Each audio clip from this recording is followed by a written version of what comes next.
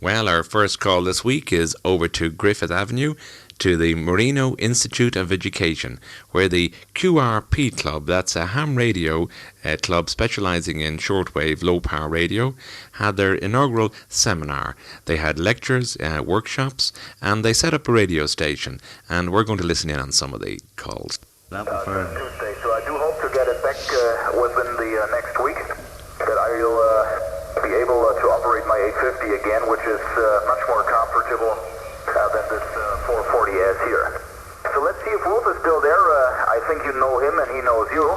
Probably he would like to say hello to you there as well, if he's not already away and driving up there to the birthday party. I think he's an American in Germany, Would you like to take it? and he's talking to a Canadian, but he's handing over the moment to another German if he's there. No, he's gone. So he has already pulled the big switch and is probably already in car and driving upwards there to the birthday party that he just explained there. Yeah, weather-wise, Danny, here at this end at least, it's no good. Wednesday last week had been the last summer day, I think. It was up to almost 30 degrees C. And then on Thursday... The Canadian he's talking to is a chap called Danny, and he's in Calgary. Let's see if we can hear him now when he comes back. There was a Canadian on earlier speaking to the same gentleman. They obviously know each other quite well. And he was coming in quite nice indeed. We could hear him. But he had to go off some domestic crisis. Victor Echo 6, Mike Victoria. The big signal from Calgary. This is Denmark, Florida, to Blue Ocean listening.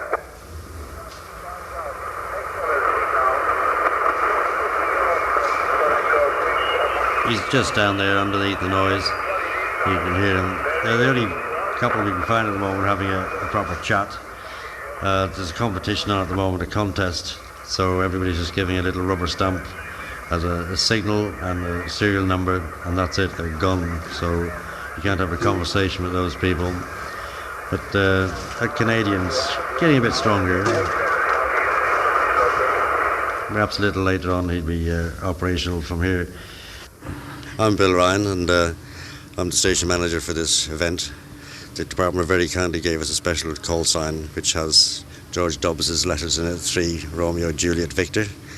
So that was a nice touch on behalf of the department, which I thanked them. And we've been doing quite well just on low power, using 5 watts. And we've been to Idaho, Pennsylvania, Alabama, on that side of the globe, and we've been as far as Perm in Asiatic Russia. They're about our longest distance, and anywhere in between we've been working no problem. And down to Tenerife, the German holidays down there, we worked him as well. And just before I came out to speak to you, I worked a special event station down in Dunmore East, which is set up to meet the QRT, the QE2 coming in this morning.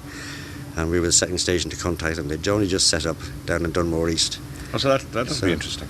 Yes, they'll be there till 6:30. And we might get a bit of that later. We might hear a little bit something of that later. I'll leave you with the recorder for that. So they'd only just set up there, and we managed to contact them on the local band sort of thing. And how long have you been interested in this particular hobby yourself? I don't like calling it a hobby because it's more of a way of life. Well, for me it's a way of life as well, because I've been working at it for 38 years professionally. But it's been a hobby for over 40 years, and I've been licensed. This is my 40th year being actually licensed. Way back. You don't fool with this man. Way back in the 50s, I was the youngest in the whole of the British Isles and Ireland to get a licence at that time, you know. So I was quite pleased about it. And I've been dabbling in it ever since and helping out where I can. You nearly go back as far as the Reverend George Dobbs here. I think a bit further even, I think. But, well, the very experienced Bill Ryan there, station manager for the week at the seminar. Bill mentioned the Reverend George Dobbs. Well, George Dobbs is the secretary and founder of the British GRP Club. And I asked George, in essence, what was it all about? Particular aspect of ham radio. It's the aspect where people try to build their own equipment, try to use low power, and really use medium to low tech stuff, sort of almost third world stuff. And so it's the reverse of the current trend, which is to go out and buy expensive equipment costing £2,000 a go. And to some extent we've grown in interest, I think, since people have started to go out and buy things, because if you buy something, you bring it home, you use it, and like anything new you buy, the shine wears off fairly quickly, and the only thing you can do is to buy one to take its place. And with this, we just build our own things. Yeah. And, There's a lot of pleasure to be got from building something yourself and making it work, and Well, that is the attraction. well, that's right. I mean, it's possible for a few pounds to take just a handful of parts, construct them, and have a contact with a station 3,000 miles away. Yeah. When it says low power, is that a little bit of a misdemeanor in as much as that it might be low power, but it certainly can travel, signals can travel quite a distance? Oh yeah, sure. I mean, we're talking about shortwave conditions, where it varies with things like the sunspot cycles and times of day. But generally, I mean, I've had quite a few contacts with Australia using less than 5 watts. And to put that into context, an average transmitter for a local radio station will be using something like 5 or 10,000 watts. And the average radio ham is probably using about 100 watts or so, and we use 5 watts and less. So it's equivalent, say, the difference between a light bulb in a room and a light bulb in a torch. Say that's the sort of difference of power that we're using. For somebody who knows nothing about radio at all, what exactly is shortwave? Can you tell us? We presume it's a shortwave, but can you tell us a little bit about it? Well, the shortwave is that part of the radio spectrum that lies between AM and FM. FM is extremely short waves. AM is longer, and it was the old thing particularly in the 20s and 30s that was used for long-range work. These days, not used commercially so much. It's actually satellites now that tend to do that sort of range of things. But there are still a lot of international stations that use shortwave because the range is so much greater. The problem with shortwaves is the effectiveness of shortwaves varies according to the time of day and also according to a cycle of sunspots. Every 11 years there is a thing called a sunspot cycle, so conditions improve and go down in a roughly 11-year cycle. Talking about now the cost, making something yourself like that, at its lowest level, what can we get away with without spending too much money? Well, if you just wanted to build it, if you had a shortwave receiver, a shortwave set, you could build a transmitter to go alongside it. In fact, you could build one in kit form for, Dick will prompt me, the Wanna kit, which is an inch-square transmitter. This actually is my business. I earn my living from these kits, and I retail a simple transmitter for under £5. So with that, as George just mentioned, you could actually have a contact with another amateur station in Australia. With this small 5 pound. With this little tiny thing. It's 1 cubic inch, and it works. Yeah. Bill Pascoe, our last speaker on amateur radio, talking about just how small you can go with them, claims that you can actually build a radio transmitter inside a snuff box. Bill takes up the story. By coincidence, we were in a restaurant last evening enjoying a beer, and George spotted this little snuff box on the shelf, which we both bought one. George for use and me for using. We later spotted in a different way. Yes, we later spotted a slightly larger one. So we now have this little competition between us that at our convention in a month's time, we both have to produce a transmitter inside this little snuff box. And what kind of success? I mean, what kind of distance transmitting ability would it have? Well, again, as George mentioned, it depends on conditions, the time of day, the time of year, the time during the sunspot cycle. But at its best, yes, we could use these little transmitters to talk to Australia. Yourself and George are a bit of a team, Dick and George. It sounds like an act, which has certainly been around. This is not a hobby. If I said that radio was a hobby, maybe it's your business. And George, while it's not his business, it's a hobby also. It's a hobby. But maybe we might be minimising a little bit that it's almost a way of life. It's brought you to Ireland here, and it's brought you to other places as well, hasn't it? Yes, I mean, this year, Dick and I have done 2 other conventions. We did one at Friedrichshafen, which is on the German-Austrian border, which is the largest one in Europe, and a lot of Eastern Europe. Well, a lot of people from Eastern Europe came, Russians and Poles and Czechs and so on. Latvians, Estonians. Yeah, that's right. That was from all over. And we managed through them to get hold of quite a lot of interesting Red Army surplus equipment and components and so on that we were making use of. We also, each year just about, go to the largest convention in the world, and I generally do a lecture there on construction, which is in Dayton, Ohio, which draws about 30,000 people? Between 30 and 40,000. It varies enormously according to the weather conditions. Yeah. But at its peak, 40,000. Yes, and I went to Borneo last year. There was a radio convention there, and they wanted to look at, particularly in the third world context of construction, because over there they tend to add a little bit of ham radio input into technical college courses. And one or two of the students who actually graduate from that, the ones that are not going into the very highly paid jobs, the cost of living there is such compared with the cost of equipment that their only route is to build their own. Right. And so we are still having a look at the possibilities of things that can be built with ease in the third world. It does have a practical application, maybe not so much in Western countries, but maybe in countries that with third world where communications might be great. So shortwave, it has a practical use? Oh, indeed. I mean, all kinds of offshoots come from this. I mean, we're looking currently at a third world transceiver. That's a transmitter receiver that can be built with standard junk parts from radio and TV sets. So in fact you don't have to go to a component stockist to buy the parts. You can actually take them out of an old radio. And also I had a phone call not so long ago about a particular transceiver that we use that is compact. It's single sideband, it's a voice one. And the contact from that was from the people who have been doing transpolar work, and they want something they can mount on a sled. Oh yes, and, yes. We're looking at the present time in a little handheld single sideband transceiver that can go onto a sled. Is this a visit now to Dublin? Is this your first trip over here?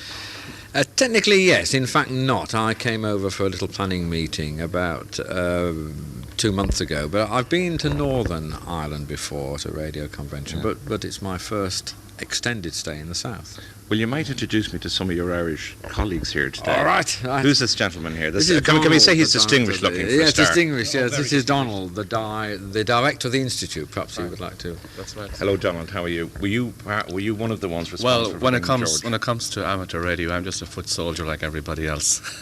Donald is modest as well. Yeah. So although I am the director of the Institute, I really defer to my colleagues as far as the organisation of this event is concerned. And I suppose I'm a beginning enthusiast. I mean, I have had an interest in radio for quite some time, which I think actually goes back to my grandfather. My grandfather was in the Royal Signals in the First World War. When I was growing up, I was always stumbling over capacitors and valves, and there was always the smell of flux and solder around his house. So I think it got into the veins somewhere. So from that point of view, I think I've been interested in construction, and the QRP, the low power area of amateur radio, as that part of the hobby, really is the only part of the hobby today where it's possible to think practically in terms of construction. Yeah. So I was very, very happy to have It George. this must have been a great coup for you, Donald. Like being interested in this and having all these people here. Are you happy about this? The way the convention has gone, and George and Dick and everybody here. Are you happy with that? I have to say it's succeeded beyond my dreams, really, because the level of enthusiasm around the country now, I mean, if you listen to the 2-meter airwave and just hear the people talking about this event here this week and what's going on, it's just incredible, just the level of enthusiasm. I saw a gentleman coming in here yesterday who normally wouldn't even stir outside his house, and he made an effort to come down here. Then Wednesday we had a gentleman made the journey down from Belfast to be a part of this. So the level of enthusiasm and excitement around this is incredible, because people are, first of all, aware of the fact that this is happening, and then that this is a hobby that they really could get into. Is there something about people who use shortwave that, I think you just said earlier, that maybe somebody wouldn't speak to their next door neighbour, but you can talk to the world on a radio set from Zatic? Typically it's been described as an extrovert hobby for introverts. Like you said, I mean, somebody who wouldn't even cross the street because you might be too shy has absolutely no problem talking to somebody in Japan, and it crosses all kinds of political boundaries, and it really is great. As a matter of interest, have you made contact on your equipment with George or Dick here at any time? No, because as I said earlier, I myself am not fully licensed yet. I've got what's called a B license, so I'm not actually yet licensed to go on the high frequency bands. But I hope to be shortly. I mean, I'm learning Morse at the moment, which for most people is probably the challenge is to to crack the Morse. Well, as somebody now with as being a typical student at this convention, shall we say, is there any things that George has been able to tell you that you'd say, oh, that's, you know, that you wouldn't have learned if you hadn't turned up here today? Well, yes, I mean, in essence, what can you point out to us that you found very helpful or useful? I would say the tricks of the trade.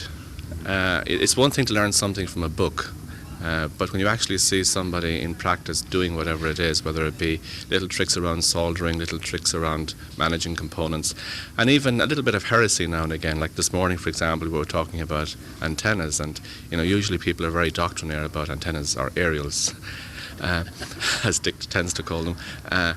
But when you actually hear George, and George is talking about just stick up the wire, let it be as long as possible, as high as possible, run your feeder up.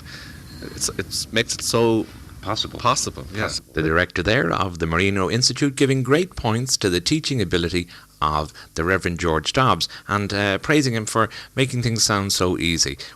Well, Ray is another member of the QRP Club, and I asked him what kind of people join. Sometimes when somebody mentions radio or electronics, a few of us would just switch off immediately. But I must say Ray was very encouraging. So of any benefit to the uninitiated, I've been running classes for about the past 10 years, and the main object of the class is to introduce people to amateur radio from all sorts of backgrounds. One of the major comments that we get is, I'm too old to learn. So what we try and do is to keep the class a mature class, and we make the class enjoyable.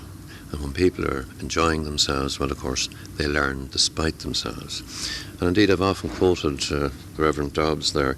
We've been looking at his articles in magazines for, donkey's years. In fact, when I look at George now, when first photographs I saw of him, his hair was black. I remember that. Yes.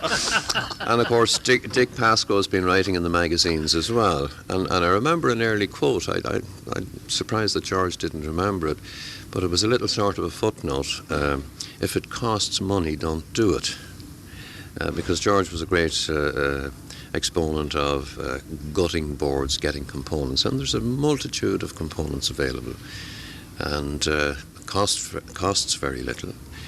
You don't have to be an expert in it. I would consider, though I've been in the ham radio business for about the past 40 years, that I'm still not an expert. But I still give credit to number 30 in George's GQRP club, Jerry Farron's G3 KPT, who was my tutor in the Handsworth Technical Institute in Birmingham. I'm sure you'd know it. And he was a great colleague and very enthusiastic about it. And one of the things I liked about him was that he enthused about other things besides radio. You were into art, you were into metalwork, you were into electronics. And to me it seemed the perfect sort of hobby that had tremendous scope and great satisfaction, and everyone in it was very enthusiastic. And I must say I'm delighted to be able to welcome George and Dick here for this convention. We have them in the flesh, as it were, now. And one of the things they've done is they've taken the sort of magic out of it. It's not magic, it's plain common sense. And of course, when you begin to do it, you begin to realise how little common sense we have and how often we do things wrong. But the obvious isn't always so obvious. Well, this is it. But if there's two ways of doing it, you can bet you'll pick the wrong way first. Yes. But it's been a great pleasure to have them over here, and we've enjoyed it. The interesting thing that you mentioned is that it's accessible to everybody. Oh yes. Oh yes. And it touches on other things. So it's not such a very strict discipline, in as much as that it can touch on other little things as well. It's not just, as you said, metalwork, and there's other bits and pieces. Yes, that it's not such a rigid electronic, not 100% electronic. Sure. We've had carpenters, and when a carpenter wants to make an enclosure for his rig, once he's built it, you'll find it's made out of nice pieces of wood. You see? For sheet metal workers there, his will be nice sheet metal work. If he's a plasterer, he'll probably maybe look around the house and he'll get bits of plastic or whatever and stick them together and get it nice and shiny and polished up. So, we were talking this morning about a kit that one can get It would be nice to have it, all the nuts and bolts and everything, you could complete the kit. But as Dick rightly says, they all look the same then. Right. But if the individual people coming from individual or different backgrounds put their own initiative into it, you can get the same kit and it looks different in each case. And it's very personalised and people have great pride in it. Yeah. Absolutely. That is part of the essence of what makes this thing attractive. Sure. And the other thing is that you meet people from other backgrounds, so the discussion isn't always ham radio. We had a musician here last night, and when I spoke to him, we never talked about ham radio at all. He was talking about the various gigs that he did and places that he played with Mick Delahunty, of course, from Clonmel, and he also played with one of the Dorsey brothers in the States. Of course, he's very old. I mean, the Dorsey brothers, I don't know if they're still alive. But, you have all these different backgrounds. We had another character whose big forte was poetry. Now, I can't say that I was ever that interested in poetry, but I think when you get a person who is enthusing about his own particular speciality, he can make it special. Yeah. And that's what George has done. His real, he's so enthusiastic about radio that it becomes real special. Right. It's magic.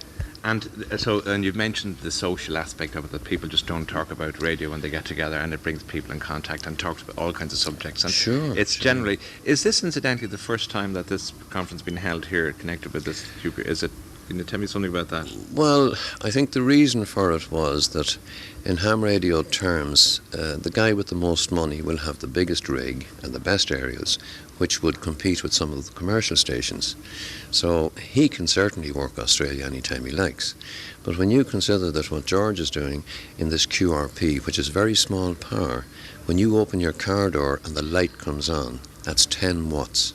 Now imagine just half of that is the power that is used to contact around the globe.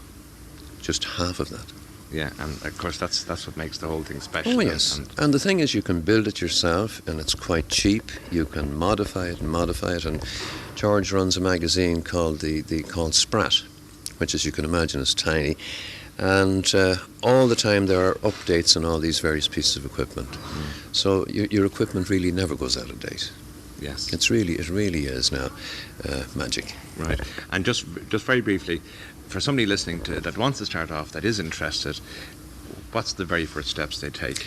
Well, probably the first step would be to contact some other amateur that they know, and they're all around the place, or else write to the Merino Institute here, and we'd put them in touch with the QRP Club of Ireland. Right. We might just to finish off find out what exactly happened this week. Where did we do? We had lectures, and we had what did we do this week? It's been a mixture. We had I began with a lecture which outlined the sort of things that could be done with low power and why low power can be a means of being able to talk to people worldwide, and we then moved on to some practicalities because we've had quite a lot of workshop time as well, and in the workshop time people have been building transmitters, receivers and all kinds of odds and ends, so we've actually been at the workbench as well, and quite a few people I think have built something for the first time. There were some that had never even soldered before, and we began with a lesson on how to solder. And hopefully by the end of the week some people will be taking away some pieces of radio equipment that they've built, and they can take it home and use it. Right. And then we're going to end this evening with a rather social event, and again I think during that event we'll run our station. We've had a station working here. We had one person came over from the States, and he managed to contact his friends back in the States from the station. So we've had a mixture of all kinds of things. I've somehow got a vision of you fellas together in a room transmitting, and for the purposes of this conference. And some guy is there, and he thinks he's talking to one guy, but he doesn't know there's about 40 people around. Yes. Yes, that happened. Well, there you have the QRP Club at the Merino Institute. My thanks to Bill Ryan, the Reverend George Dobbs, Dick Pascoe, Ray O'Donnell, and a very special thanks to my friend of many years standing, Andy Early, for introducing me to his friends in ham radio.